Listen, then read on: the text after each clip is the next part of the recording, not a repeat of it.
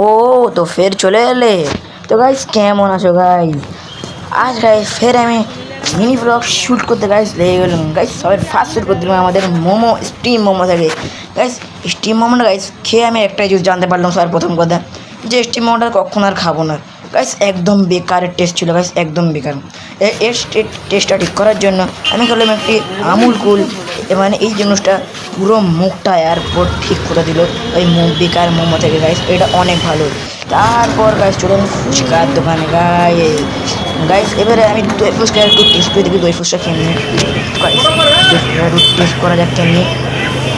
এটা আপনারা দেখতে পাচ্ছেন গাইস, দই ফুচকাটা গাইস বেশি দই মই দেয় না, মানে দই ফুচকাটা অত অমনি না, মানে নর্মাল, মানে খারাপও না ভালোও না, দই ফুচকাটা নর্মাল মতনই।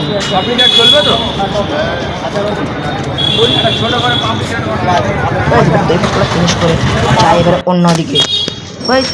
এবারে মনে হচ্ছে আমার ঘরে যেতে হবে গাইস, কেন ব্লগ এই করে পিছনে চলে এলো। আবে তুই মার খাবি এই করে গাইস, পিছনে চলে এলো। লাস্টে গাইস আমাকে মেরে তাড়াতে হলো, এনা যাবে না। তারপরে গাইস আমার একটা বন্ধুকে গাড়িতে দেখলাম যাচ্ছিল বাইক করে, তাকে লাস্টে মেরে ধরে গাইস আমরা বললাম যে আমাদের একটু বাইক করে নিয়ে চ গাইস।